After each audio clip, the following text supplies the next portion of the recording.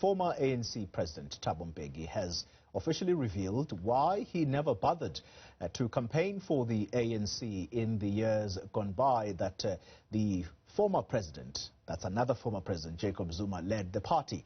He was speaking during the ANC's Provincial Executive Committee meeting in the Eastern Cape. Mbeki saying he couldn't go around saying to people that we have a good story to tell, quote unquote, when he didn't believe in it. Joining me now to talk us through some of Mbeki's remarks is political analyst Ongama Mtimka, who talks to us in the area of Gqeberha. Mr. Mtimka, thank you very much for your time. Your sentiments around the former president's candid view about why he felt he couldn't campaign for the ANC at the time that the party was campaigning for votes, saying we have a good story to tell. Yeah, so I think as far as internal party issues are concerned, Colin, people will interpret that to have meant that he was bitter after losing and the manner in which he was removed from office.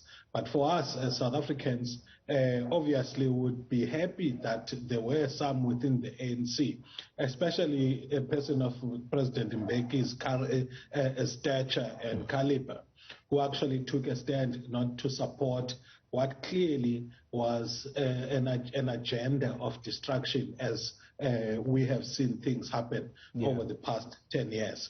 But the challenge, though, is that he kept those reservations to himself.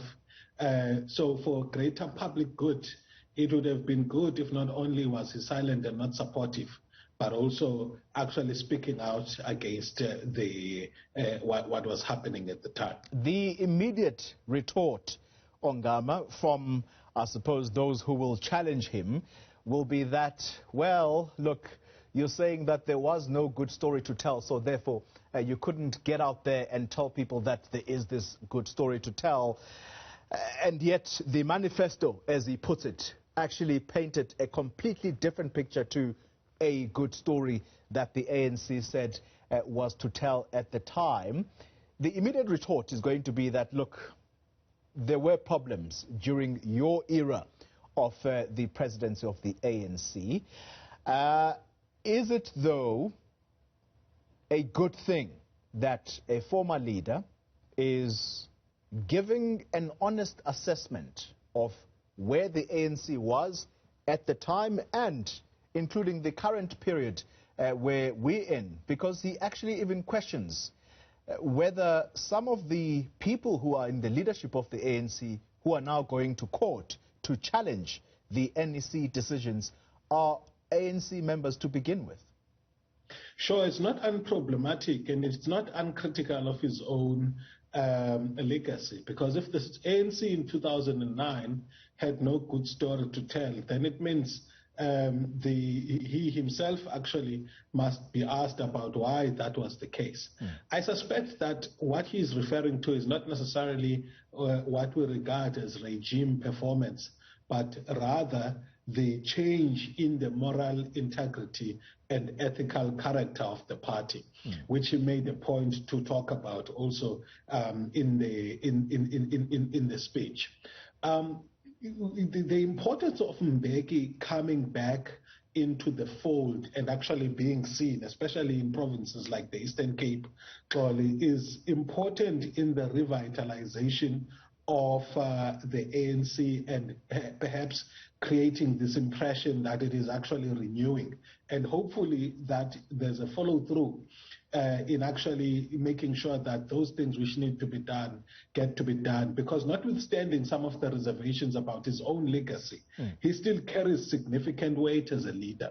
So even though he was shy of mentioning President Cyril Ramaphosa, at least he has shown his support for the agenda. What's interesting for me is a bigger question about what the entire game that he may be playing is. Is it truly altruistic in lending his own credibility to the renewal of the party?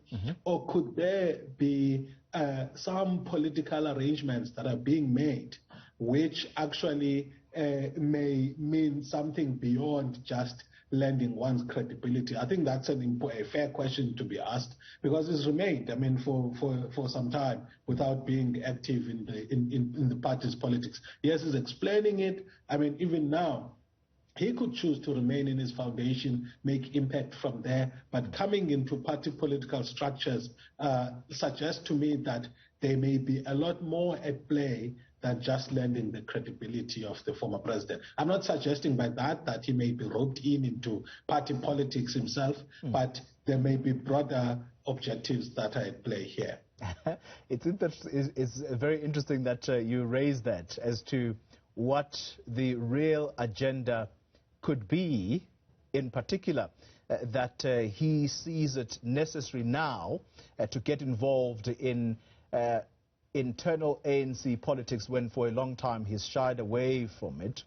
But also the other interesting aspect, Mr. Mtimka, many people who've observed politics in the country for a while would also be the thawing of relations, if you will, between himself and Cyril Ramaphosa, given the scandal that occurred much earlier at the time that he was president of the ANC, which led Cyril Ramaphosa and others like Matthew Sposa, for example, to go away? Or are we simply reading too much into this? This is perhaps just about the renewal of the ANC in the truest sense.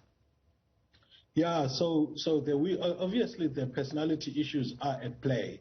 I mean, he's being very careful not to boldly personalize his support in the person of President Cyril Ramaphosa, but the objective itself suggests some degree of care there, and it may be influenced by those things which you are referring to, Xoli.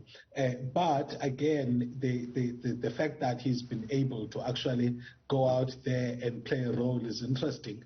The ANC finds itself in a very interesting phase in which the role of veterans of the party may increase as the fight backs and the counter attacks get lodged by both camps within the party. So I think for people like President Mbeki, it's good to be seen to be an elder and take that position of eldership in this time and becoming a voice of reason, because there may be a greater role of stewardship that is expected from people like him as the party goes through one crisis after another. The options to lodge an attack against President Cyril Ramaphosa and his perceived lieutenants are not completely gone. And there is a need for people who are veterans, who have credibility, a significant credibility across the party, to sound in ways that bring them close and convey messages that they are coming in to take the best interests of the party. So there could be some interesting positioning strategy at play also here. Yeah. Ongama Mtimka, it's always good to hear from you, trying to make sense of our ever-changing political landscape. Ongama Mtimka, political analyst, situated in the city of Gqeberha.